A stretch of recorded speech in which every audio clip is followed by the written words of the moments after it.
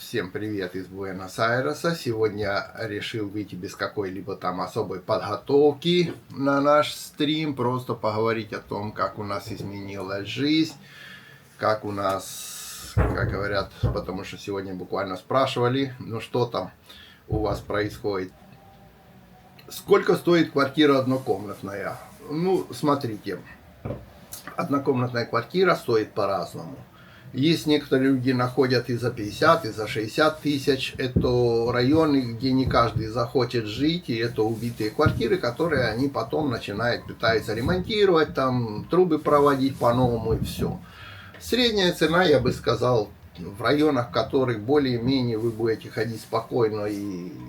Ну, и то, это мы же про Буэнос-Айрес говорим, правда, то есть про Капиталь Федераль, то я думаю, от 100 тысяч и выше надо ориентироваться. Все зависит от районов. Потому что есть районы, куда и таксисты не хотят особо ехать. И там немножко дешевле. Но я не уверен, что вы там захотите жить лично, и ваши дети будут там спокойненько ходить и наслаждаться этой жизнью. Так что вполне вероятно, что... Одним словом, надо посмотреть, что не все захотят там жить просто. Просветите, пожалуйста, по налогам в Аргентине. Налог на недвижимость при покупке после годовые, налог на доход с инвестиций. Знаете, я налог на покупку, честно говоря, не знаю. Просветить особо даже и не смогу.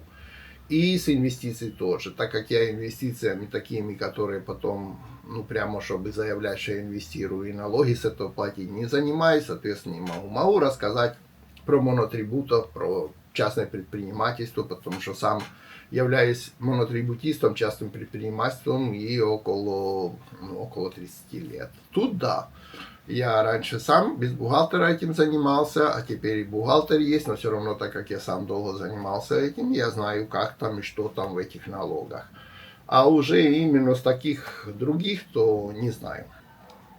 У меня знакомый прожил год в Аргентине, у него был роман с девушкой из Аргентины. Он утверждает, что большинство женщин Аргентины выходцы из Южной Европы, и их женщины лучше для славян, по мнению этого.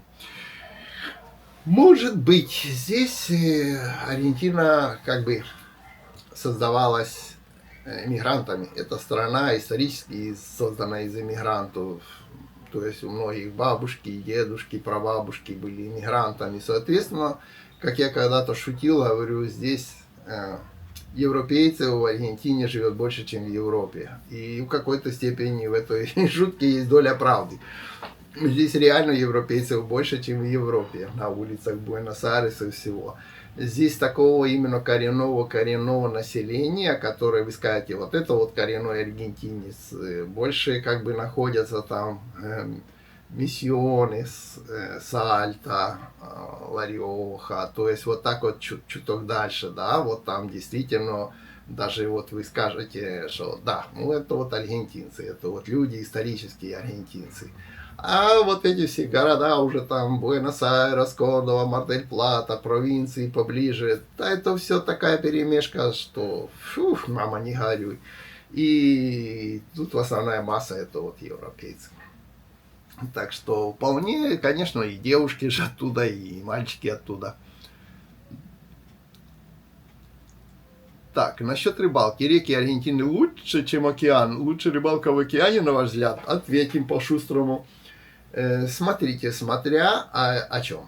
В океане очень крутая рыбалка, и мне очень нравится именно рыбалка в океане. Кстати, позавчера, по-моему, мне спрашивала девушка по инстаграму насчет рыбалки на яхте в океане. Я ответила, на яхте у нас не ходят, а на лодках, да, пожалуйста. В любом городе, Мар-дель-Плата, в любом прибрежном городе есть люди, которые возят в океан на рыбалку. Как правило, если это небольшой супертур, есть и такие, которые на пару дней уходят, то это там часа на 4. Почему часа на 4? Потому что всегда с утра океан, у нас же океан не море, океан всегда бушует, в океане всегда волны, прибойная волна, ее трудно зайти, трудно выйти. И то погоду подбирает. Но, как правило, всегда с утра в океане потише. А вот где-то с 12 с часу начинает больше и больше бушевать. Соответственно, такие все рыбалки организовываются, как правило, в хорошую погоду, ну и с утра. С утра пораньше, часа 4, чтобы где-то в районе часу к 2, лучше к часу вернуться на берег. Это будет гораздо лучше. И в океане ловится одновременно. То есть опускаешь, вытаскиваешь, опускаешь, вытаскиваешь. У меня на канале есть видео, посмотрите плейлист рыбалки, там есть океанская рыбалка, вот я ездил с друзьями. Можно наловить, ну, за 4 часа, когда мы выезжали вот последний раз на рыбалку с моими друзьями. Был я, мой товарищ, его жена и его дочка еще, ну там лет 11 ей было, то есть не считается сильно большим рыбаком, хотя она поймала 2 акулы. А мы не поймали, она поймала 2 маленьких, но тигровых акулы. Но факт в том, что ну, около 100 килограмм за 4 часа вот такой компании можно просто удочками наловить в океане. То есть это превосходная рыбалка в океане. Ну, она подороже будет, сами понимаете, бензин, вылазка в океан и все остальное. Кто хочет подешевле и прямо такой с адреналинчиком, как и я когда-то не так давно этим занимался, покупаете каяки, выходите в океан на каяке. Я раз в 8 выходил, тоже есть на канале такие рыбалки в океане на каяке. Очень хорошо. Ну, чем лучше, не лучше. Я, к примеру, предпочитаю только рыбу с океана. Вот как-то с речек и озер я здесь рыбу основную не беру, скажем честно. Предпочитаю только ту, которая поймана на пляжу или на лодке, ну, океанскую рыбу. Она, мне кажется, вкуснее и почище будет, и все не такое загаженное все-таки территории, как реки, куда все-таки спускается там и производство, и с кораблей, и со всего остального. Океан почище будет. Но в реках у нас тоже очень интересная рыбалка. Река Ла-Плата, стоящая река, вот это прямо около Буэнос-Айреса. Единственное, что не стоит в этой реке ловить рядом с берегом, потому что из города со всего осадки, которые выплывают, грязюка с улиц, она же после дождя выплывает, оно все оседает в прибрежной зоне, и потом рыба, которая карп, сом, саба, любога, которые живут со дна, они, ну, как бы нажираются вот этих осадков, зачем вам оно нужно, чтобы вы потом ели такую рыбу. Но если вы садитесь на лодку и отплываете хотя бы километров на 20 от берега, вот тогда да, вот Рио-Ла-Плата превосходная река тоже для рыбалки. Во-первых, вся речная рыба существует, во-вторых, океанская заходит тоже. Есть много рыбы из океана, которая живет и в той воде и заходит. Вплоть до того, что сюда даже киты изредка бывают. Раз или два заходили киты прямо до Буэнос-Айреса. Так что и рыба, можете поверить, тоже, и морской сом, корвина, это заходит в пресную воду. И очень такие хорошая рыбалка вот здесь. Здесь и пехере, и дорадо, и хищники, все. Но я вам рекомендую все-таки на лодочке отплыть от берега. Или хорошая рыбалка очень в горах. Это и на Сальмона, и на это на горных речках. Это Мендоса, это Барилочи, это Невкен, вот эти все горные реки, они прозрачные, очень классные. Или Рио-Негро. Рио-Негро, здоровая широкая река, идет, формируется в горах и идет и впадает в океан. Вот это Рио-Негро тоже превосходное для рыбалки. А если так по-быстренькому где-то, ну, вот озера вокруг Буэнос-Айреса, озера, речушки, Парана, там, вот это все, это так по-шустренькому, типа утром поехал, вечером вернулся на рыбалку, вот отлично. Леонид, расскажите, пожалуйста, как у вас действует программа доставки еды на дом по интернету? Есть ли магазины внутри вашего дома? Внутри нашего дома магазинов нет, под нашим домом магазинов полно. То есть на первых этажах домов это практически все магазины. То есть если брать вот, давайте начнем с этого, а потом доставку. Если взять, допустим, вот я выхожу с нашего дома, и сколько и на каком расстоянии у меня будут находиться супермаркеты. Возьмем так. Вот, к примеру, на середине квартала дом находится, в котором я живу, и возьмем по супермаркетам. Полквартала 50 метров у меня один супермаркет, через дорогу напротив него второй супермаркет, на другую сторону кафешка, напротив нее еще одна кафешка, овощной магазин за углом, еще одна кафешка за углом, супермаркет типа этот, как его, Carrefour, от меня находится 100 метров, в другую сторону 100 метров еще один Carrefour, 200 метров большой Carrefour, 400 метров огромный Carrefour. Овощных магазинов около 5 в округе, если вот так в районе 200 метров, в радиусе 200 метров будет около 5 овощных магазинов, несколько парикмахерских, ну и всякие другие там гайки, гвозди. То есть тут как бы вот с этим вообще как бы проблем нет. Доставка на дом, да, практически везде существует доставка на дом.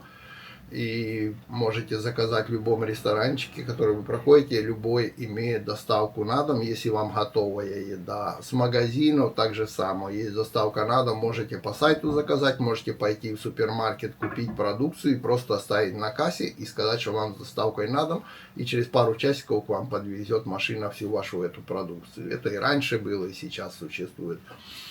Самих доставок по Буэнос-Айресу вообще просто немерено, то есть тут все на каких-то доставках, кто на мотоцикле, кто на велосипеде, кто просто на своей частной машине.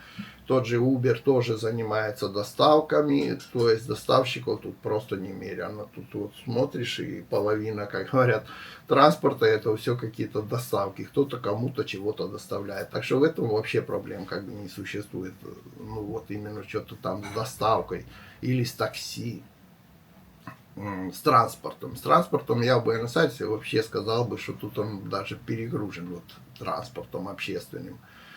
Метро у нас существует, автобусы идут в течение 5 минут, пройдет 3-4 автобуса, как говорят, любых линий, в любых направлениях. Такси шныряет одно за другим, половина Буэнос-Айреса еще подрабатывает на Uber, на Диди, еще на чем там, блин. И я и сам периодически раньше ездил, сейчас уже как-то не езжу, ну, в общем, не до того мне, да и не хочу. Надо будет, сяду, поеду, но приложения стоят, я там тоже абилитированный в этих всяких Диди, Уберах. То есть мотоциклы, Уберы, добраться куда-либо, в аэропорт, с аэропорта, в любом, открыл приложение, все. Те, кто продают продукцию какую-то, если им надо доставить, продаешь Mercado Libre, пожалуйста, там есть свои доставщики. Продаешь сам по себе, у тебя какой-то там интернет-магазин или не интернет-магазин, ты просто дома делаешь какую-то продукцию, даже из приехавших ребят, также многие поступают, и тебе надо доставить, потому что у тебя ее заказали, вызываешь Uber, даешь эту продукцию, и они раз отвезли и все, то есть мотоцикл или машину. То есть с доставкой тут чего-чего, а вот именно доставок всяких это тут хватает. Так что и вот магазинов то же самое, магазин на магазине. Есть, конечно, районы, даже вот типа такие спальни, знаете, где одноэтажные домики. Даже в том же Бельграно, Нунисе есть, которые поближе к Авенидам, тут многоэтажки. Вот в этих многоэтажках полно всего. Магазинов, парикмахерских, сервисов, овощных магазинов, не овощных магазинов, всего подряд хватает. А есть, через Либертадор перешел, и вот там, к примеру, более такой частный сектор, где живут частные домики, все. Там, конечно, поменьше будет этих магазинов, потому что, ну, понятно, частный дом, частный дом, частный дом, то есть там уже поменьше. Ну, они садятся на свои машины, едут в супермаркеты или заказывают, им доставляют. А где многоэтажки, там практически все первые этажи в многоэтажках, это заняты под бизнес, под магазины. Кстати, вы не забыли стать моим спонсором, да? Люди, становитесь моими спонсорами, таким образом у меня будет больше на бензин, и мы будем дальше кататься. А я вам буду фильмчики снимать. Вот. Вот, Леонид, подскажите, сильная ли была трагедия в Аргентине после того, как они проиграли в финале? Помню, 4 года назад снимали праздник Победы. Интересно, расскажите насчет финала. Хорошо, я ходил, снимал, именно тоже хотел поставить, потому что я полуфинал снимал, было много зрителей, и я хотел снять и финал. Ну, потом не поставил из-за того, что тоже так как бы, ну, вот ожидалось, что станут финалистами, но не стали. Ну, на удивление, трагедии это не стало, потому что люди посчитали так, что они не проиграли в финале, а что они заняли 2-е место в мире.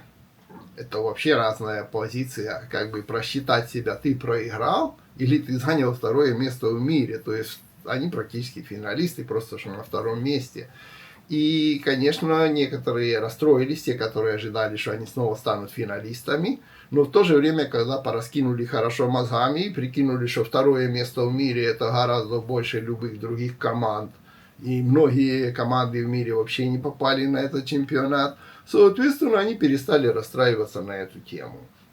И многие вышли и праздновали, и все такое. То есть это смотря с какой стороны вы посмотрите, да. Если вы посмотрите со стороны того, что они проиграли в финале, многие расстроились. Если вы посмотрите со стороны, что они заняли второе место в мире, то многие обрадовались. Многие до этого не дошли, многие вообще на этот чемпионат не попали. Так что, чтобы я сказал, что там все там прям расстроились, поехали там магазины какие-то бить, там плакать, то нет. Хотя там, где я снимал, на этой фан-зоне на Палермо, да, были некоторые люди, которые даже там, молодой человек там плакал, блин, стоял, потому что он так надеялся, а тут этот самый проиграли. Но факт есть факт. Если посмотреть с другой точки зрения, то ничего, никто и не особо и не расстроился. Да, расстроились, что не лучше, но и так это был очень превосходный результат.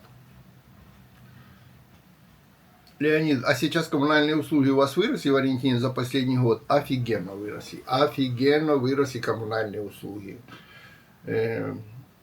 Смотрите, к примеру. Даже такой далеко ходить не будем, потому что, знаете, да, в домах есть такая штука, как эспенса. Я уже не беру там свет, газ, это в некоторых, особенно в Аргентине, в некоторых на побережьях, кто живет, там пришел какой-то старушке, там уже весь интернет смеется, то что-то платить за свет пришло больше 1 миллиона. То у нее пенсии столько нет. Какой свет, блин, когда она там почти не включает ничего, пришло больше 1 миллиона. То есть такие дурацкие эти счета, да, приходят. Потом эспенса. Эспенса это обслуживание дома, да. Тут все оно делится на сколько квартир, то все на каком, ну, в общем, делится по-разному. У кого есть там охрана в доме, у кого есть бассейны в доме, у тех эспенса побольше. Уже многие взвыли, те, которые покупали и говорили, о, смотри, тут эспенса, классный дом у меня, типа, там у меня охрана есть, у нас есть спортзал на чердаке, там, типа, ну, на крыше, у нас там есть это бассейн на крыше, теперь воет, нахрен нам надо этот бассейн, нахрен нам надо этот спортзал, такая эспенса, что ее не оплатить. Я тут встречался с человеком, который квартиры сдает, и даже скажу честно, мы хотели, у него смотрели одну квартиру, хотели, может, переселиться, все такое. И вот там эспенса это была в начале года, это было не так давно, это было где-то апреле месяце, где-то в апреле месяце. И вот эспенса в этом доме, в этом доме нет, скажем так, даже энкаргадо, по-моему, нет. Если есть какой-то, мы его не видели, там такой маленький коридорчик и все. То есть никаких там бассейнов, никаких там, блин, дворов каких-то, которые нужно убирать, никаких спортзалов, ничего нет. Такой простенький подъездик и квартирки. Маленькой узенькой лесенкой. И вот тогда, ну, квартира большая была такая. И вот тогда, когда мы с ним обсуждали этот вопрос, там эспенса была, по-моему, около 250 тысяч песо в месяц. Это за содержание этого дома. И вот мы с ним виделись буквально месяц назад, сидели в кафе, пили кофе, и все. Он говорит, блин, как, говорит, как вы правильно, ну, типа, что вы не сняли, говорит, эту квартиру, почему? Говорит, там, знаете, сколько эспенса сейчас, говорит, в этой квартире, это его квартира, но он ее сдает. Говорит, 650 стало. Вот это вот один из примеров. Было 250 в апреле. А вот сейчас, я же говорю, неделю назад, уже стало 650. Прикидывайте, да? Дом не изменился, дом на том самом месте, коридоры не изменились. А вот во сколько раз все подорожало. И так во всем. Это не значит, что это в другом не так, в свет не так, или газ не так, или еще что-нибудь не так. С бензином также происходит, со всеми товарами также происходит. Соответственно, то, что я и говорил в начале. Одно дело рассказывать по телеку, какая у нас инфляция, как она типа остановилась, там дефицит, профит, там, блин, биржи, ставки, блин. А другое дело, пойдите посмотрите на цены в магазинах, на цены обслуживания за дом, обслуживание там за свет, за газ, за вот это все хозяйство, за телефон, за медицину. Правда, бесконечные подорожания вот в медицине, вот в той же самой медицинской страховке. Платили, как и платили раньше медицинскую страховку, теперь наша, допустим, даже страховая компания, теперь захотела еще, они такое назвали, такое название, консегуру, типа, еще одна страховка на страховку, типа, которую хотите, чтобы вас обслуживали как раньше, платите еще страховку на страховку. И вот каждый раз больше, больше и больше. Там, допустим, просили в начале буквально года там 50 тысяч, чтобы платили дополнительно. Теперь там 75 тысяч. Потом смотришь, они уже по 2 раза в месяц начали выставлять по 75 тысяч. Под видом то ли ошиблись, то ли не ошиблись, то ли сроки сдвинули. То есть все равно все дорожает. Это только в телеке там все показывают, вот эти, когда вам в телеке рассказывают, там говорят, о, там класс, добились таких вся успехов, там, блин, инфляция остановилась. Ну, толку нам с этой, блин, инфляцией. Или там доллар не растет, а толку с него, если нету денег его купить. Какая нам разница, сколько он стоит, да если он будет, как говорят, скоро он будет и 2000 стоит, а если у людей не будет и этих 2000, то какая фиг разница, сколько он стоит, понимаете? То есть тут надо относительно все смотреть, не относительно того, что тебе показывают цифры в телеку или в интернете, а то, насколько ты сможешь этого достичь. Оно тебе доступно или нет. Вот, допустим, раньше, когда собирались в отпуск какой-то, да, я помню по себе, еще мы там тоже не работали, такой сильно не имели ничего, еще первая какая-то машина была там, которую мы купили. И вот когда в отпуск ты собираешься ехать, к примеру, на неделю куда-то, ну, Мар-дель-Плату или попутешествовать по Аргентине, то мы в бюджет вот этот отпускной никогда не забивали цену на бензин. То есть мы забивали цену на то, вот, если мы едем, к примеру, в Мар-дель-Плате, где мы будем жить там в этой Мар-дель-Плате, сколько-то дней. Если мы едем в какой-то кемпинг, сколько нам придется заплатить за этот кемпинг, за несколько дней. Какую продукту, потому что всегда как бы считалось так, что когда сезон, когда все туристы едут, то там дороже продают продукту. Когда туристы разъезжаются, то дешевле продают продукту. То есть вот всегда закладывалась в бюджет на путешествие вот эта часть. Но никогда не закладывалась часть, сколько будет стоить бензин на это путешествие. И мы так вот бывало ехали, к примеру, там, не знаю, какой-то кемпинг наподобие там Клара-Меко за 600 километров. И мы не считали, ой, нам надо ехать за 600 километров, сколько мы потратим на бензин. Мы просто думали, где там будет кемпинг, сколько дней мы там поживем, а потом брали карту и так садились и говорили, о, а давай мы там никогда не были, к примеру, да, поживем там 5 дней в Невкене, то есть в этом самом Клара-Меко, а давай потом поедем в сторону Невкена, просто карту взяли, о, давай сюда поедем, о, сколько там, 600 километров, а потом там поживем несколько дней, а потом, а давай вот сюда, и там по горам и домой поедем. То есть вы понимаете, о чем я говорю, да? То есть ты как бы такую сумму, но бензин ты не рассчитывал. Ты знал, заехал на заправку, заправился, это было нормально. То есть вот это то, к чему раньше люди привыкали и жили в таком духе, да? То есть складывали на свой отпуск, ехали, отдыхали, но вот и не закладывали. Теперь же, к примеру, вот берем даже именно в тот момент, когда только-только пришло нынешнее правительство. Вот оно пришло где-то в октябре 23-го, по-моему, потому что сейчас 3 года, значит, вот в следующем году будут выборы. И я поехал в отпуск. Я поехал в отпуск именно в те дни, когда вот только-только объявили, что они выиграли выборы, вот типа, блин, так сказать, начинаются реформы. Мы еще едем туда в отпуск на машине и слушаем по радио эти вот как бы первые заявления, первые вот эти все моменты, первые, что там будет, как мы теперь заживем. И вот мы поехали на недельку в отпуск на океан. И назад через неделю возвращались, и бензин был 3 раза дороже. И мы офигели. Во, блин, думаю, мы круто выбрали, блин. Поехали по такому бензину, едем назад, уже ощутимо, уже, блин, 3 раза дороже бензин, чтобы заправиться обратно, доехать до Буэнос-Айреса. Потом у меня была запланирована поездка в Мендосу, и она уже была как бы так предварительно запланирована. И я помню, что я ехал вот в Мендосу, потом с Мендосы в Невкен, потом по старой привычке, что типа, а еще поеду туда, а еще поеду туда, а еще поеду сюда. И потом с Невкена, к примеру, Кларамеко, то есть такая поездка где-то на 3000 километров. И вот там я уже перед этой поездкой, я уже действительно считал, а смогу ли я потянуть эти 3500 километров? Сколько мне нужно на бензин? Допустим, 350 тысяч песо в то время. Мне нужно было, к примеру, на бензин. Я так уже рассчитывал. Ага. И уже у каждой провинции я смотрел, там, кстати, видео, которое я снимал, есть.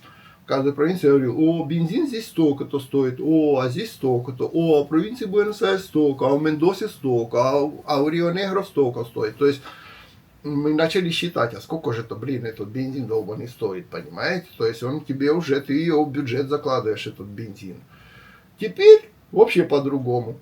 Теперь ты не то, что смотришь в бюджет, закладываешь поездку и туда закладываешь на бензин. Ты сейчас смотришь, сколько стоит бензин, думаешь, а оно вообще мне нахрен надо туда ехать.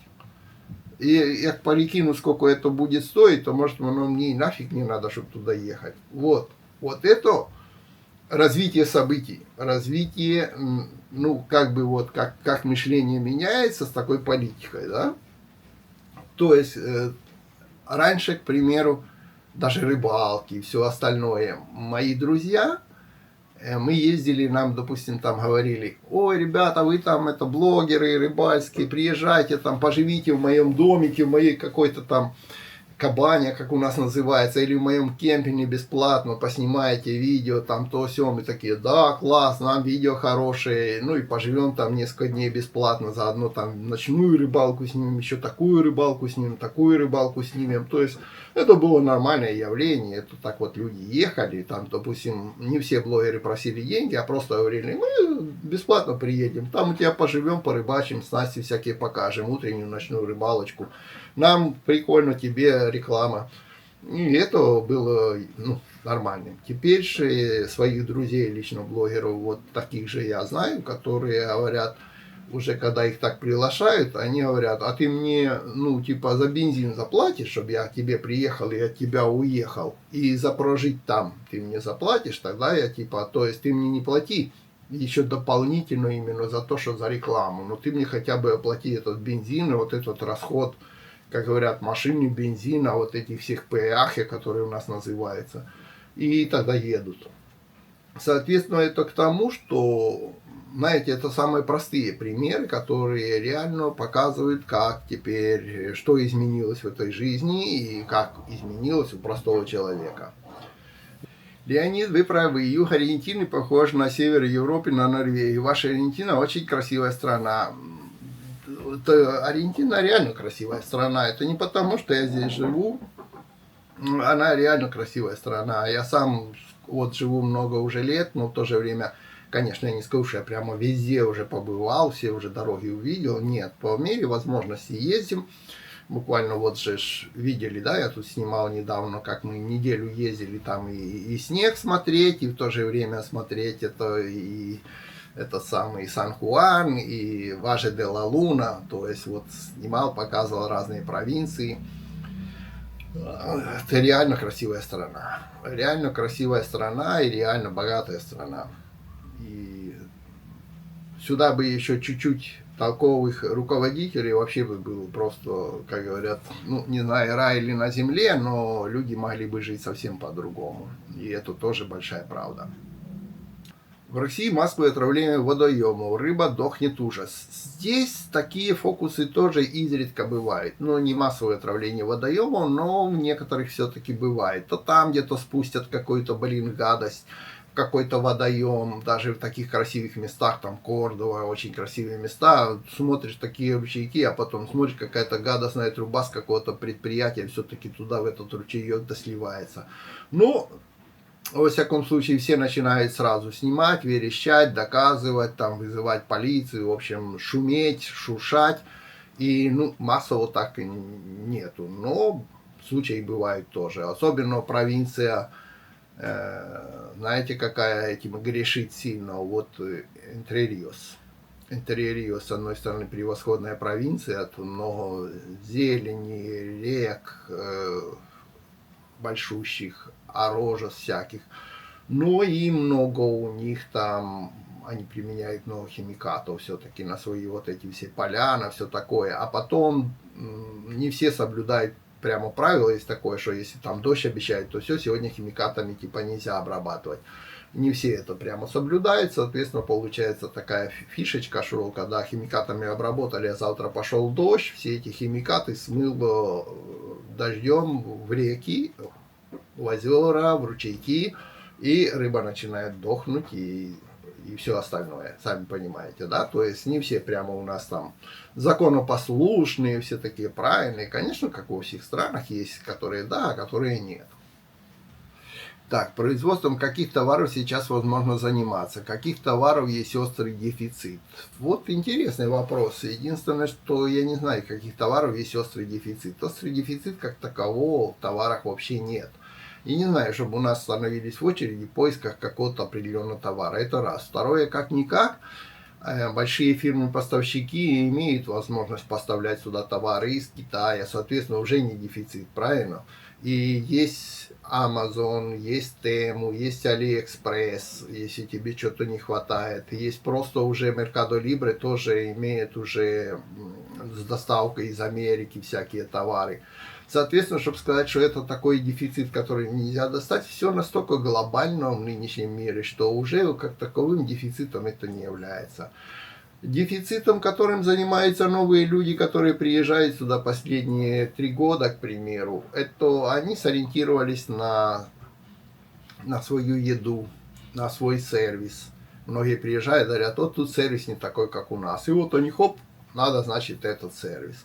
Многие приезжают, да, это мы привыкли дома пельмени есть, здесь пельменей нет. Но это же не скажешь, что дефицит. Почему? Потому что это только нужно приехавшим эти пельмени. Остальному народу в Аргентине эти пельмени и не нужны особо. Соответственно, они выигрывают на этом дефиците. И раз ребята начали, к примеру, делать пельмени, кто-то начал делать тортики, кто-то закатки, кто-то консервации. Но это все направлено на вот эту часть людей, которая приехала не так давно, которые еще не отвыкли от своей еды, не перестроились. Когда они перестроятся, им будет уже так, и изредка там что-то возьмут, но уже основной интерес уйдет. Они будут кушать мясо, салаты, свежие овощи, фрукты, им будет до лампочки уже консервация и все остальное. То есть со временем человек перестраивается. Но на данный момент, так как едут, и так как уже я так вижу по разговорам, и все ожидают еще больше наплыв снова сюда, после некоторых выборов. Все, во всяком случае, я уже сколько с людьми разговариваю, все ожидают, что скоро, как говорят, придет очередной призыв в армию, и народ будет снова начинать бежать в Аргентину. Соответственно, они пока, ждут нового приплыва покупателей, скажем так. Так что, если вы настраиваетесь на это, вы умеете что-то делать такое, к чему привыкли ваши соседи, вы думаете, что здесь будете его делать и продавать, да, вполне нормально. Там кто-то у нас пельменный, кто-то у нас огуречная мафия, как я их называю. Привет, Рома, если увидишь. Вот. То есть, а кто-то тортики делает. Так что вот такими делами, а чтобы сказать, что прямо там дефицит товару, то есть если вы приедете и будете просто сами себе придумаете дефицит товаров, оно может не пойти. Я знаю людей, которые приехали сюда и говорят, здесь нет там, не знаю, таких-то вот там рыбок, а у нас там такие рыбки есть, я тут буду делать эти рыбки там типа для рыбалки, и вот они пойдут. И я что-то совершенно не уверен, что они здесь пойдут или что они пошли, потому что здесь просто такие рыбки нафиг не нужны. Вот как я всегда и рассказывал, есть вещь, которую вы можете думать, что оно пойдет, а его здесь нет, и типа, может быть такой вариант, что это не есть дефицит, а просто этого товара здесь нет потому, что он и нафиг никому не нужен. Что люди обходятся чем-то другим. И потому не все, чего нет, является дефицитом. Надо сначала посмотреть, нужно ли оно здесь, а потом уже тогда, когда его действительно ищут, а его нет, тогда это да, тогда это классно, тогда можно бацать. Ну, пока что основная масса, я так заметил, ну, кроме, ну, есть люди с разными доходами, с разными недоходами. Доходы тут у всех одинаковые. Все приезжают своими деньгами, они здесь их зарабатывают. Но с разными запасами денег, я хотел сказать, а не доходами. Вот, с теми, которые привезли. То кто-то открыл ресторан, кто-то еще что-то открыл, а кто-то, наоборот, открыл производство консерв. Или пельмени, или еще что-то. Кто на что гораст. Вот так и двигается. А со временем посмотрим, будет что-то меняться, и они будут меняться. То есть просто надо быть рукастым и вперед. Увидел, кто-то, кому-то это нужно, берешь, доделаешь.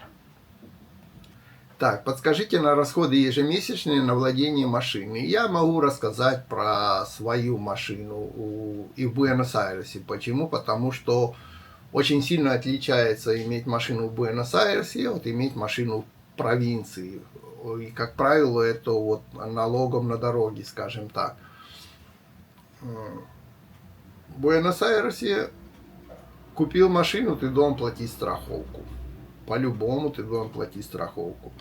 Моя страховка, я считаю, что даже, ну, то есть, более-менее нормальная в плане того, что я упросил когда-то, чтобы мне сделали скидку из-за того, что я очень долго плачу в эту страховую компанию, почти никогда ничего не требую от них.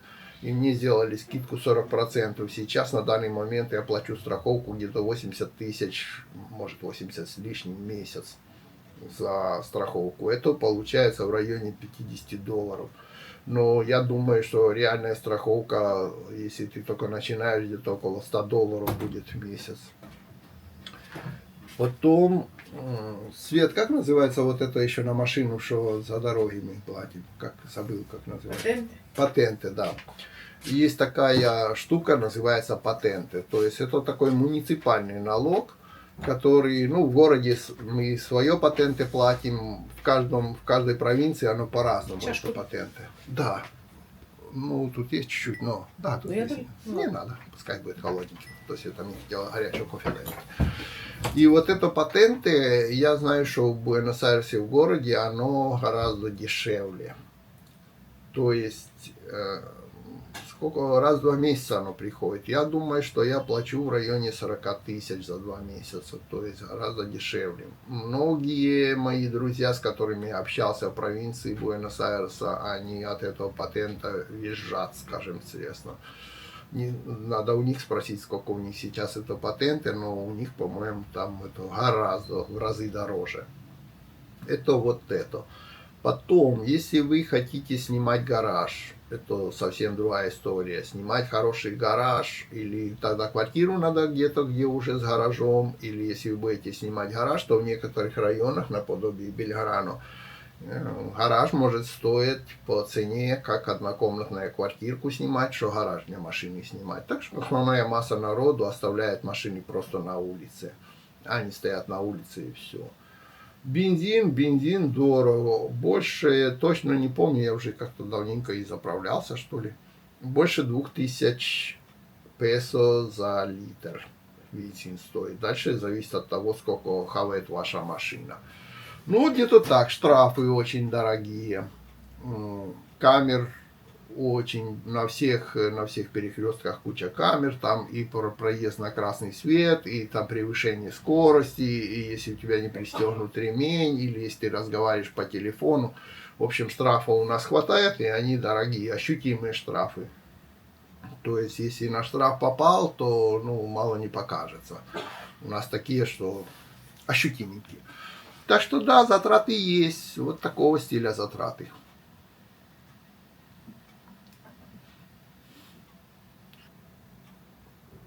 Леонид, насчет спортивных площадок из турников в Аргентине буду более мощно развиваться и развивать. Ну да, и в каждом есть эти площадки в В любом парке стоят эти спортивные площадки со всякими турниками. Ну, еще и развито спортзалы очень хорошо развиты. Ну, и еще развито в любом парке есть много таких людей, которые, допустим, тренеры, которые собирают свою группу и просто тренируют в парке. Они там что-то привозят, какие-то растяжки, какие-то резинки, собирает своих, как говорят, группу. Группа немножко платит, тренер тренирует. То есть люди вот за своим здоровьем немножко присматривают. Я хожу в спортзал, уже несколько лет я хожу в спортзал постоянно. Ну, очень хорошие спортзалы. Сколько я сейчас плачу за спортзал, так чтобы понимали. И что я хотел сказать об этом, не то, что я хожу в спортзал, я хотел сказать, что там очень много народу моего возраста, старше меня есть люди, моложе меня, есть полненькие, есть худенькие. То есть там никто не приходит, и туда приходят все, кому хочется поддержать свое здоровье, никто ни у кого не тычет пальцем, там он полненький, он там худенький, или она там старушка, или она там молодая девушка, или там все приходят, все занимаются, все равноправны, как говорят, не то, что там, ой, я там, блин, спортзал, а другой там не, и это что-то великое. Нет, здесь в спортзал ходят, и старушки даже ходят в спортзал и занимаются. Доступны ли спортзалы хорошие? Доступно. Ну вот, к примеру, я плачу где-то 54 тысячи человека мы платим, мы втроем ходим в спортзал в месяц. То в районе $40 в месяц получается с человека. Спортзалы по всей Аргентине такие находятся, ты можешь прийти в этой... Такие есть, много таких как бы спортзалов, которые находятся по всей Аргентине. Там спортклуб, к примеру, там какой у нас там, что-то там, блин, SmartFix, еще какие-то, которые приходишь, ты платишь вот этот абонемент, и потом можешь в любой спортзал, в любом городе вот этой фирмы зайти и заниматься. И безлимитно, то есть вот с утра он открывается, там, к примеру, в 7 утра, и закрывается там, допустим, в 10 или в 11 вечера. Ты можешь приходить каждый день и сидеть с утра до вечера в нем. Вот просто сидеть с утра до вечера. У некоторых есть бассейн, идти туда, плавать в бассейне. То есть, так как меня человек спрашивал, это сколько часов ты можешь там быть. Ну, если тебе нечем заниматься, можешь там сидеть вообще вот сутками. В ближайшем округе Буэнос-Айрес есть какие-нибудь археологические раскопки? Можно где-нибудь поближе раскопать динозавра? Ну, поближе, насколько я... Ну, я не видел именно прямо там раскопок, которые чтобы здесь велись. Ну, и плюс я просто, ну, как бы не это самое. Он же меня не интересует, если я еду по провинции, я же еду машиной по дороге, я же не заглядываю в поля, есть там раскопки или нет. Ну, где динозавров в основном находят. Вот Сан-Хуан, вот посмотрите мое видео, там как раз про парк, где больше всего нашли динозавров, и там прямо вот есть, где сейчас ведут дальше раскопки эти. Ну, или за Невкеном, между Невкеном и Барилочи, вы едете, там прямо при дороге будет стоять большущий динозавр, и будет написано «Bienvenido la tierra de dinosaurios», типа, блин, добро пожаловать на землю динозавров. Там тоже много понаходили. Если просто хотите посмотреть кости динозавров, поедете в Ла-Плату, хороший очень такой музей археологический, там кучу вы увидите и динозавров, и не динозавров, и всего вот это, и как у нас жутят музей костей. Побегите в этот музей костей, пожалуйста, в Ла-Плату. Очень хороший. Недалеко от Буэнос-Айреса. Сели, мотнулись и посетили. Вот.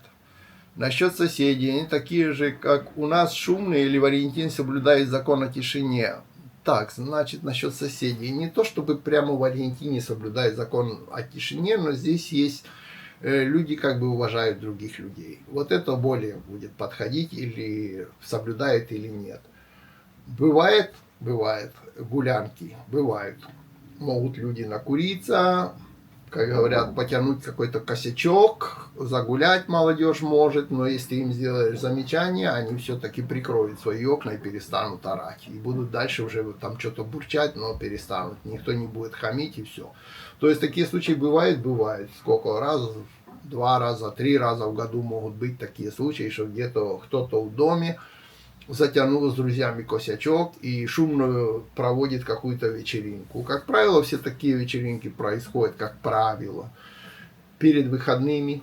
Или еще когда такой шум у нас наблюдается, это когда праздники, Новый год, Рождество, люди могут выставить столы на улицу, сидеть там до утра, шуметь, там еще что-то, песни петь, гулять. Ну, мы же тоже люди, мы же тоже понимаем, что Рождество люди гуляют, вот в патио выставили столы, спустился весь дом и гуляет до 4 утра. Что, ты будешь в полицию звонить, что ли, за это? Нет, то есть люди начинают понимать друг друга.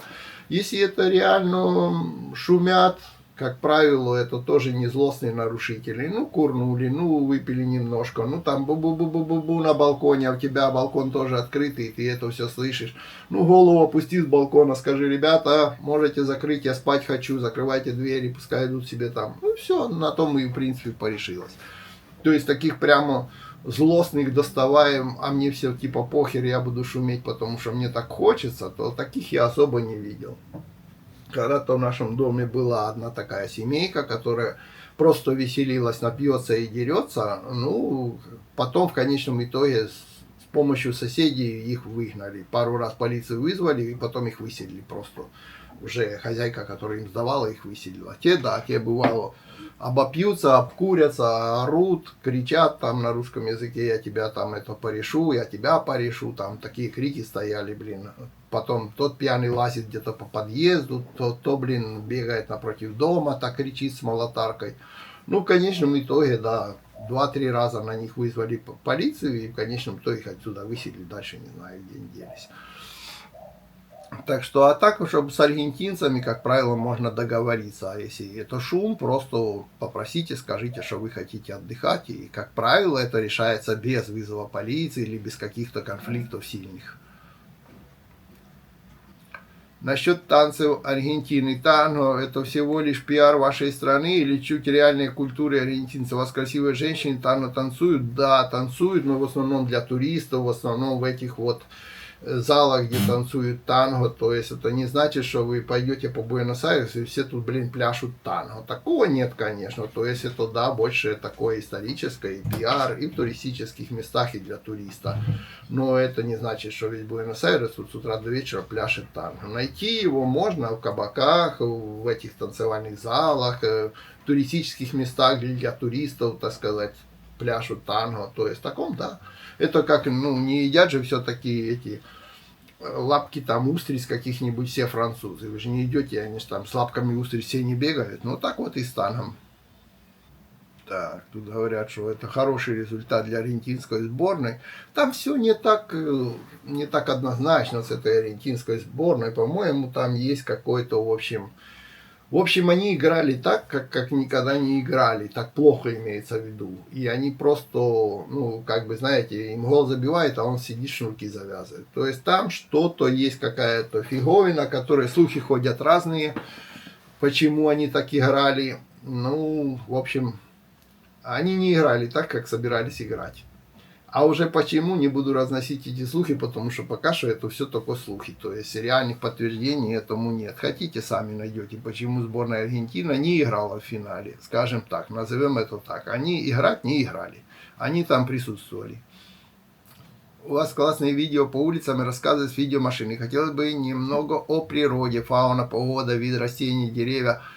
Ну вот смотрите, и эти поснимаем. Но дело в том, что вот я что хотел ответить на эту темку. Вот именно как раз, да, я буду ездить, и когда на рыбалке, на то, на все, я буду и про природу, и по погоду. И у нас есть, вот посмотрите плейлист про Аргентину, именно путешествия по Аргентине. Там очень много про кемпинги, про поездки, про вот такое, да.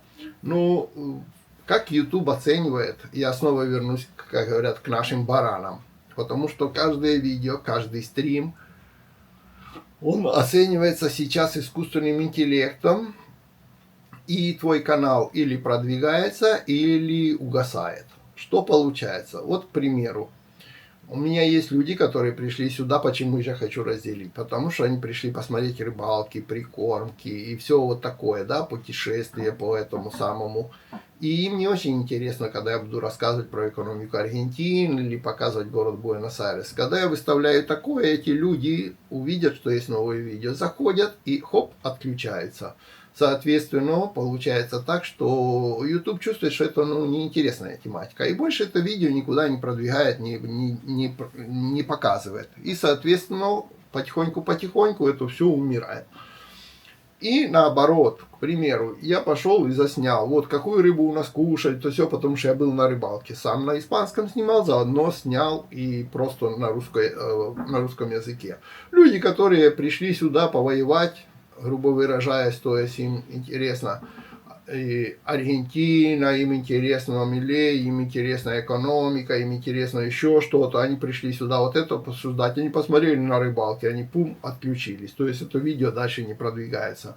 И если такой конфликт интересов между жизнью в Аргентине и рыбалка, природа будет существовать, то не будет идти ни одно, ни другое, потому что алгоритмы будут считать, что это видео неинтересным части твоих зрителей. Вот из-за этого надо бы определиться. А сейчас же вы обратите внимание, когда вы заходите вообще в YouTube, что вам высвечивается. Раньше, несколько лет назад, высвечивалось вам ваши подписки. То есть вы, к примеру, подписались на меня, подписались еще на кого-то, еще на кого-то, еще на кого-то. И когда вы только открывали YouTube, вам высвечивались эти каналы, и вы видели, ага, у этого появилось вот это, у этого появилось вот это, а у этого появилось это, и вы их смотрели. Теперь же алгоритмы изменились, вы сами обратите внимание, вы когда заходите в YouTube на первую страницу, вам не высвечиваются ваши подписки, каналы, на которые вы вот подписались. Вам высвечиваются рекомендованные видео на ту тему, которую вы привыкли смотреть. А люди как? С утра они смотрят одно, к примеру, там новости. Вот. Или какие-то свои штучки там по работе, или свои увлечения. А вечером, к примеру, человек уже устал, и он смотрит другое, и он хочет посмотреть какую-то кинокомедию, какой-то фильмчик легкий перед сном, про космос он хочет посмотреть. И вот в это время она анализирует искусственный интеллект, что вы смотрите, и вам в это время подсовываются новые видео по вашей тематике. Не то, на кого вы подписаны, а по вашей тематике. И получается так, что если какое-то мое видео зрители первые не смотрят, соответственно, оно дальше не продвигается, оно не подсовывается вообще дальше никуда. То есть тут алгоритмы изменились. И теперь на всех каналах надо именно конкретно видеть какую-то одну тематику, чтобы оно продвигалось, чтобы оно было интересно зрителям. И вот здесь как бы основная масса, которая сейчас смотрит, то есть там много смотрит и старые мои рецепты и все, но все равно основная масса зрителей, которая ждет, их почему-то интересует именно, ну не почему-то, я знаю почему, но иммиграция, куда свалить, как я там буду жить, как ко мне будут люди относиться в этой стране, смогу ли я там заработать, чем я там буду заниматься.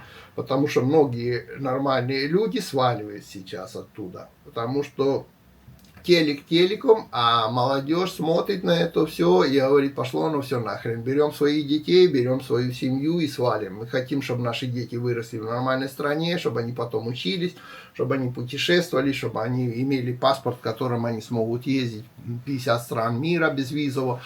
И сваливают. Ну, они ищут куда. Они ищут куда, и они хотят знать, как они там будут жить, как они устроятся и что. И это реальность. Это не потому, что тут какая-то пропаганда этого или нет. Это реальность.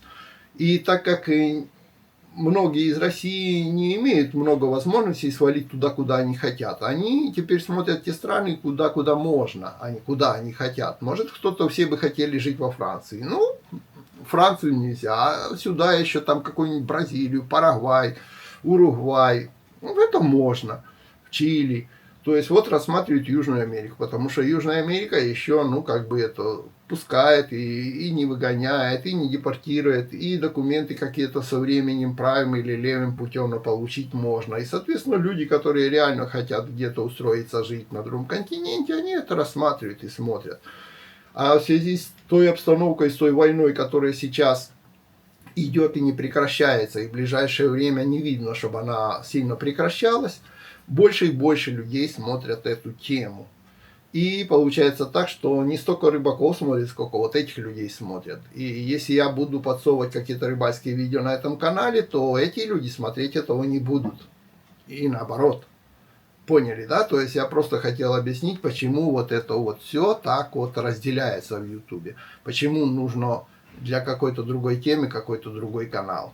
Именно поэтому. Потому что в том канале, к примеру, только рыбаки. Их не интересует, политика, их не интересует иммиграция, их интересует рыбалка, их интересует на что ловим, какую прикормку сделаем, какую снасть сделаем.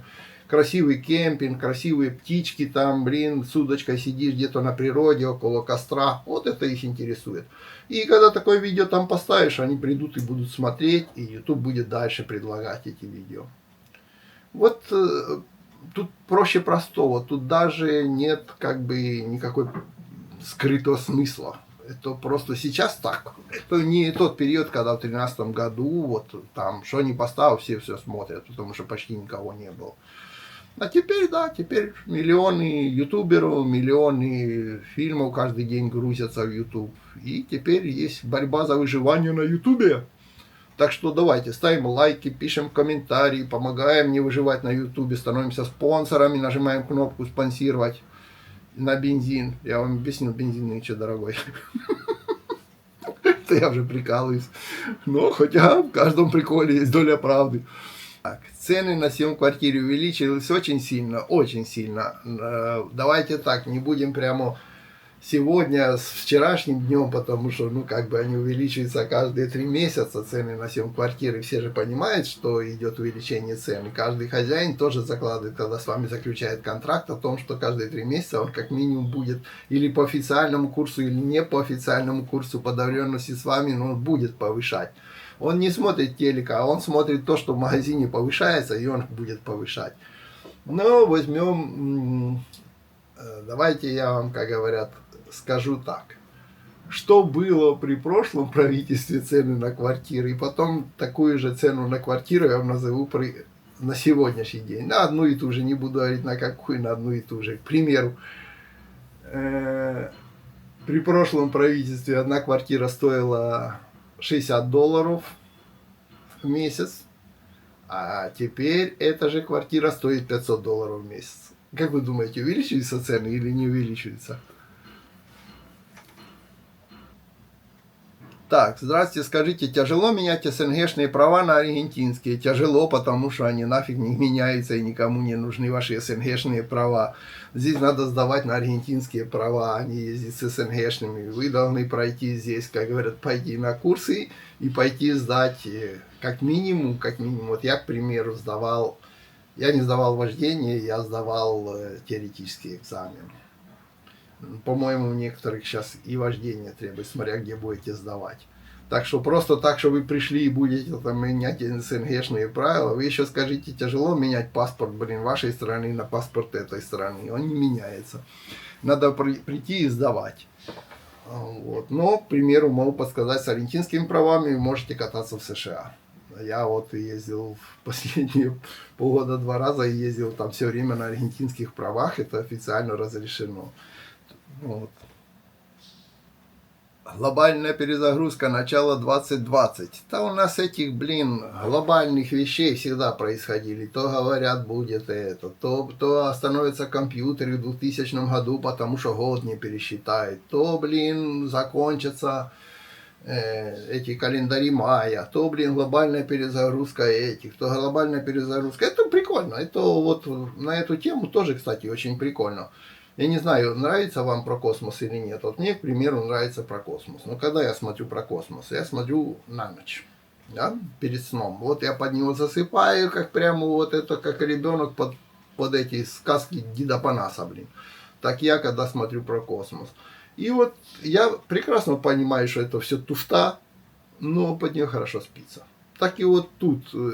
Это туфта, но она хорошо воспринимается. То есть, если захотеть просто вести канал на тему какой-то туфты, лучше всего брать вот это вот. Какой-то космос, какие-то заговоры международные, какие-то еще хрень, которую там проверить нельзя. Там, понимаете, вот, допустим, со 100 тысяч световых лет живет там, такое-то штука, И вот это смотрят. Это вот популярный контент. Кажется нет, а смотрят. И они знают, что это туфта, но все равно смотрят. Я когда-то шел по Буэнос-Айресу, хотел снять видео, это в начале, уже много лет назад, но не знал о чем. Ну, хотелось снять видео. Думаю, блин, давай-ка я сниму видео, что в Аргентине все ходят вверх ногами.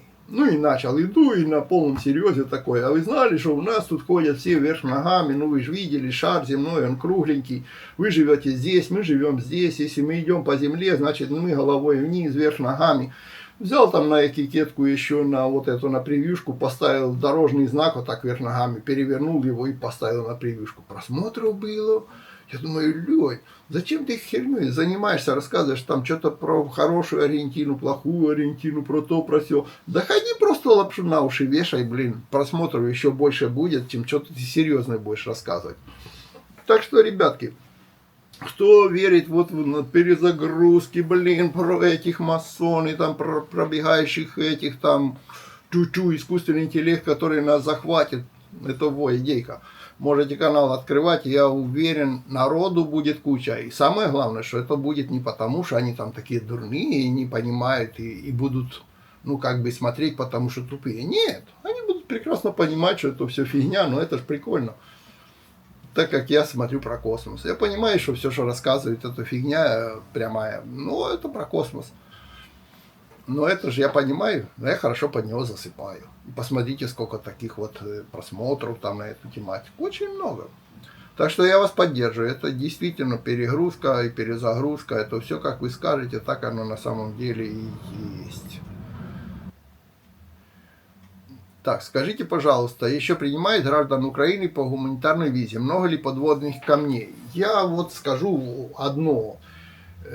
Именно такое главное подводный камень. Знаете, какой самый главный подводный камень, что кто опоздает, тот опоздает. Вот пока еще принимают. Но вот у меня почему-то закрадывается впечатление, что скоро это могут прекратить делать. И тогда многие, пока бегали по другим местам, прозевают вот эту фишечку. Самый главный, я же говорю, подводный камень, это все время ждать и не делать. Вот, типа, а потом будешь говорить, да, ну, был такой период, знаете, типа, когда принимали. Да, принимают. И сейчас по гуманитарной визе для украинцев еще, я не скажу, что здесь кто-то дает, как в Европе, какую-то помощь. Нет, никакой помощи нет. Но по документам, это, по-моему, одна из самых таких интересных вещей, это документы. То есть, вы приедете, вы сразу сможете оформить себе на 3 года легальный статус, вы сразу имеете право работать, где вы будете работать, чем будете заниматься, это ваши проблемы, где вы будете жить, за что вы будете жить, это ваши проблемы. Тут, то есть вот эта сторона как раз не дает, и это многие считают минусом, но многие, которые бегут лишь бы вообще сбежать, то это не считают минусом, у них бы такие. Но зато это с правом того, чтобы потом через 2 года податься на гражданство и остаться навсегда, и получить просто аргентинский паспорт. И многие не догоняют вот этой фишечки и дождутся, пока это прекратится. Потому что это был указ одного президента, а вы сами понимаете, если это же не то, что в Конституции записано. Один президент издал, другой отменить может. То есть это бесконечно не будет, пока есть. Но потом будет ли, неизвестно. В любой момент у нас люди так, что в любой момент могут что-нибудь поменять. И вот оно сегодня есть, а завтра может и не быть. Так, говорят, с техникой в Аргентине стало получше. Можно купить новинки, ассортимент шире стал. Это правда? Да, это правда. Ассортимент стал шире, цены стали шире. И новинки купить можно, особенно с доставкой со Штатов. Но я вам объясню такой простой привет. Я сижу перед своим компьютером здесь, ну не буду сейчас тянуть показывать мой компьютер, ну в общем, как он называется, Crosshair, в общем, это самый, у MSI i9 последний я покупал. И вот мне он в Штатах обошелся. Я его там покупал не потому, что я здесь купить не могу, а потому, что я просто хотел насчет цены и техники, да. Там он мне обошелся $1500.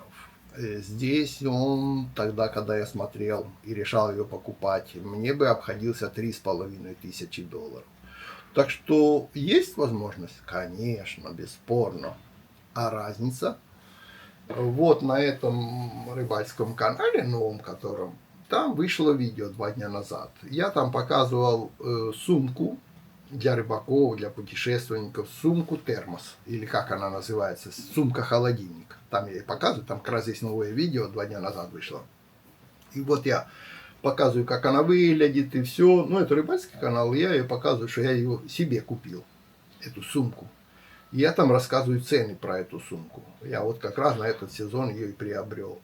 И вот я там пошел в магазин Costco, там стояли эти сумки, как раз новая модель. Официальная цена их была, по-моему, около $30 в Costco. Costco всегда дешевый магазин. Скидка была, потому что зашла новая модель, была $19. Вот я ее и купил себе и привез сюда. Потому что эта сумка держит 2 дня холод. То есть вот ты положил что-то холодное там. Ну, в общем, кто захочет, пойдет туда посмотрит. И 2 дня это прекрасно. Это для моих путешествий суперски. На Амазоне я заглядывал перед тем, как снимать видео, буквально пару дней, ну вот перед этим видео, то есть на прошлой неделе я заглядывал на Амазон, там она стоит $45. И заглянул у нас в Аргентине на сайт Mercado Libre эту сумку посмотреть. И тут она стоит 500 тысяч, то есть $400. Так что есть возможность тут все купить? Конечно, есть. Видите? Но есть маленькое, вот это вот маленькое такое, ну, заскоку. Так, вопрос насчет парка. В вашем городе их много? Очень много. Очень много. Давайте так. У нас, чтобы добраться от моего района, где я живу, в Бельграно, до микроцентра на машине, мне надо ехать 40 минут. Поняли, да? Теперь, если я выйду с Бельграно и пойду просто по паркам, практически вот переходя с одного парка в другой парк, я тоже дойду до микроцентра. Прикидываете? То есть вот это вот все парки, парки, парки, парки. То есть зеленых зон и парков в Буэнос-Айресе очень много. Это довольно-таки зеленый город по сравнению с другими городами. Так что здесь любят парки, здесь любят детские площадки, здесь любят для выгула собак, спортивные какие-то площадки, вот эти вот тренажеры. Аргентина будет выдавать русских военных преступников или закроет глазки на их шалости в Украине? Я думаю, во-первых, ну, пока что как бы это самое, но я думаю, что сейчас уже не тот период, когда кто-то закрывает на кого-то глазки. И вообще сейчас глобально все изменилось. Так что думаю, что да, я думаю, что будет. Конечно, это вряд ли будет прямо завтра, но будет. И я думаю, что не только Аргентина, а многие страны будут. Даже если сегодня они считают, что эта страна лояльная, я имею в виду военные преступники, то, знаете, там же меняется правительство. То есть через 4 года, когда придет другая власть, она может быть совершенно не такая уже лояльная. Это раз. Второе. Сейчас мир более глобализированный, то есть приехать кому-то в какую-то другую страну довольно проще стало и найти кого-то где-то. Это не то, что когда-то надо было там до Аргентины плыть, не знаю, там какими-то подводными лодками, еще какими-то кораблями, там сутками. Сейчас прилетают всякие люди, в том числе и всякие спецслужбы прилетают, и все остальное прилетает, и всех стран. Соответственно, кого-то где-то разыскать в другой стране сейчас стало гораздо быстрее, гораздо проще. Мир меняется. Везде все засвечиваются на всех камерах, и если у кого-то какие-то реально нужно найти какого-то человека, я думаю, сейчас не так сложно его где-то найти в любой стране. Так что кое-кому будет, конечно, плохо насчет прятаться где-то. Надо жить тогда, не знаю, там в какой-то Патагонии, в каких-то заброшенных сальтах, горах, там где-то с козой ходить, там по каким-то куреням прятаться. А так везде, весь город усеян камерами. Куда ни посмотри, на любой столб, везде камеры, везде все снимается, везде все регистрируется. Найти человека здесь по фотографии, это в 3 секунды. Так, Леонид, вот насчет рыбалки. Некоторые блогеры утверждают, что природа, цвет земли, оттенки атмосферы в Аргентине другие. Это правда или байки? У вас опыт жизни в разных континентах. Это правда? Уж. Ну да, здесь немножко отличается. Мне вот, ну, во-первых, скажем так, даже небо, когда вы смотрите ночью, здесь немножко другое. То есть здесь вы не найдете там большой медведицы, малой медведицы, здесь другие звезды на другом континенте. А еще, да, здесь вообще все по-другому. Вот в горах все выглядит по-другому, небо ночное выглядит по-другому. Мне так, когда-то я уже, наверное, рассказывал, но не все же все мои видео смотрели. Может, сегодня кому-то тоже это западет. Мне оно в душу очень сильно запало. Вот, к примеру, знаете, все мы видим, живем в городах или в селах даже, там, я родился в селе, к примеру, так что тоже знаю, что такое жить в селе. И мы видим небо, да? И мы видим ночное небо. Но все равно, вы, к примеру, видели когда-нибудь небо, где нет вообще света? К примеру, выехать в Патагонию, и есть у нас пампу поехать. И есть у нас пампа секо и пампа умеда. Есть часть пампы сухая и часть пампы влажная. В части, которые идут больше дождей, там растут деревья, маленькие деревья, которые остаются как они маленькие такие деревья, как кустики растут в одной части, как кустики, а в другой они вырастают большими деревьями. И вот в той части, где пампа секо, где нету больших деревьев, где только такие, как кустики растут деревья, да, вот вы когда едете там ночью, и это не очень много машин там ездит, особенно вне сезон.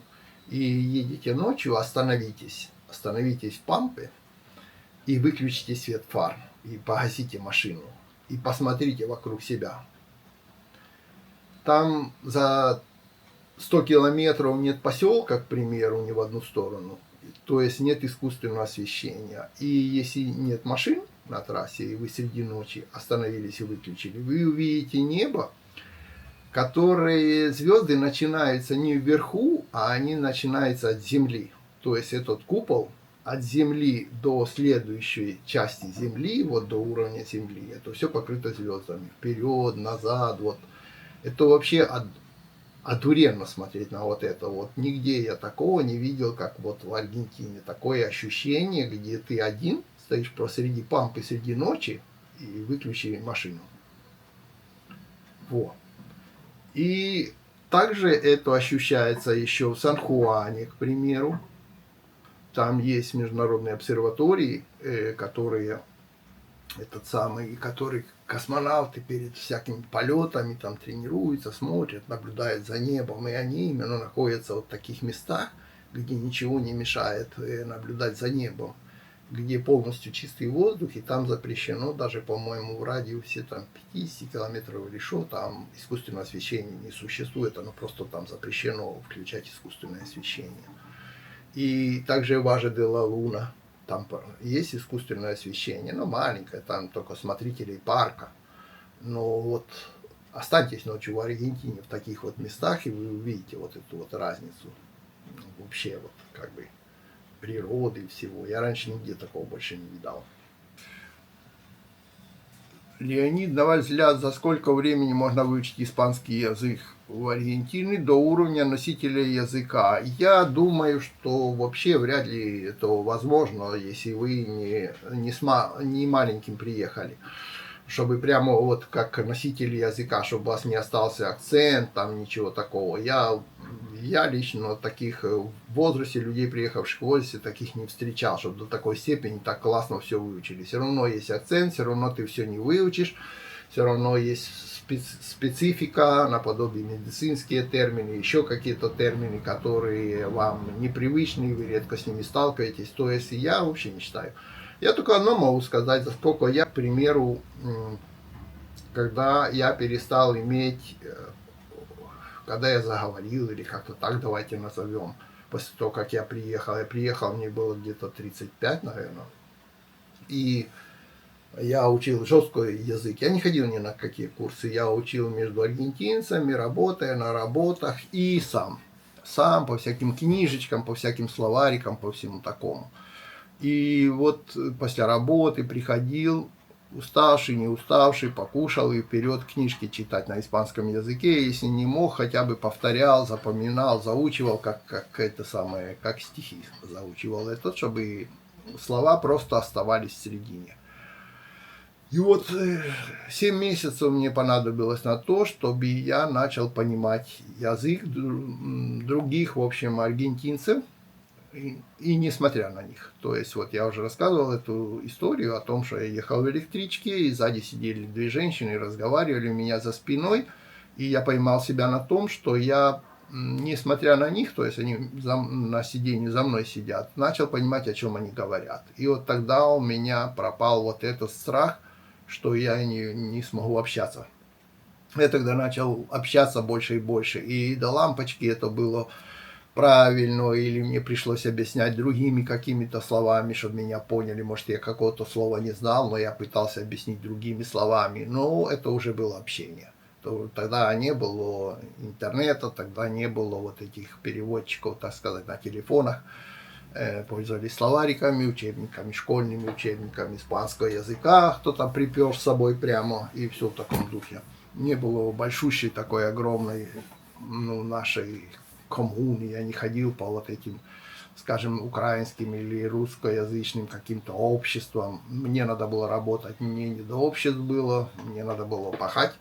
Соответственно, я учил его, живя просто в Аргентине и работавшим между аргентинцами. И вот это, что я могу сказать, что я, к примеру, себя начал не чувствовать изгоем. С 7 месяцев я перестал бояться общаться. Вот. Дальше уже начиналось уже усовершенствование. Больше слов, больше фраз, больше того, больше всего. Это не значит, что ты выучил язык. Нет, я не выучил язык, но я смог общаться. Я уже мог объяснить, что я хочу, и мог понять, что хотят от меня. То есть вот на это у меня ушло 7 месяцев. Здравствуйте, такой вопрос. Я собираюсь в Аргентину, мне 20 лет. Хочу там работать на стройке. Реально ли получить сейчас гражданство? Я хочу получить гражданство Аргентины. В принципе, да, реально. Единственное, что смотря каким путем. То есть гражданство Аргентины все-таки дают. Так, тут уточка нарисована, я не знаю, это уточка мужского или женского пола, но какая разница, без разницы. Если, как говорят, у вас украинский паспорт, проще получить гражданство Аргентины. Если у вас русский паспорт, чуть сложнее получить гражданство Аргентины, но можно. Выходите замуж вперед, или женитесь и получайте гражданство Аргентины. Детей рожайте, получайте гражданство Аргентины. То есть варианты есть. Другой вопрос, подходят они вам или нет. Можно мальчик с мальчиком, девочка с девочкой. То есть тут таких ценностей не существует, сильно дурных. То есть в плане того, что многие люди делают так для того, чтобы получить какие-то документы. А дальше это их выбор, хотят они просто для документов это делают или и правда им это интересно. То есть варианты есть. Никто не говорит, что вариантов вообще получить какое-то гражданство и остаться жить в Аргентине нет. Просто другой вопрос, какие варианты, всем ли они подходят. Так, какие выплаты дает Аргентина приехавшим? Социалка как в Германии или ниже? Жилье показывает или только часть? И так, часть доплачивает. Помогает ли с изучением языка на бесплатных курсах? Никаких. Вот все из этого никаких. Вообще никаких. Для украинцев дается право получить документы и остаться жить на всю жизнь и стать гражданином Аргентины. Но все остальное вообще ноль. Вот ты вышел и думай, где ты будешь жить, за что ты будешь жить, где ты будешь работать. Ничего. Тут так. То есть каждый сам по себе. Вот. Бесплатные курсы, да, какие-то язык там на бесплатных курсах, в каких-то вечерних школах существует. А вот все остальное, типа доплаты, выплаты, там, помощи, это все нет. Не знаю насчет, может быть, есть какие-то организации, которые общественные, которые можно пойти что-то там где-то типа помогут, там еще что-то. То есть в таком плане. Но на государственном уровне нет. Сколько лет нужно на гражданство? Ой, лет, смотрите, легально, я подсказал способы, а вы уже решайте, какой вам больше подходит. И оттуда и сколько лет нужно. То есть так просто Может, кто недопонимает, что просто так я приехал туристом, вышел в Аргентине, пошел, снял себе квартиру, начал жить, и теперь я тут побегаю просто так вот нелегалом и получу через сколько-то лет гражданства, то такого нет. Так что не запутываемся.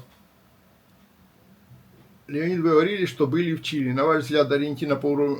Так, страна по уровню Аргентины, вы бывали на юге США?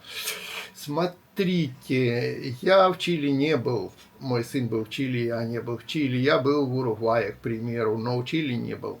Людям нравится, многие живут в Чили, потому что говорят, что экономически там лучше. Но из моих знакомых, которые живут в Чили, все говорят, что более человечнее жить и более приятно им жить в Аргентине. А вот экономически им прикольнее в Чили. Так что вот где-то так.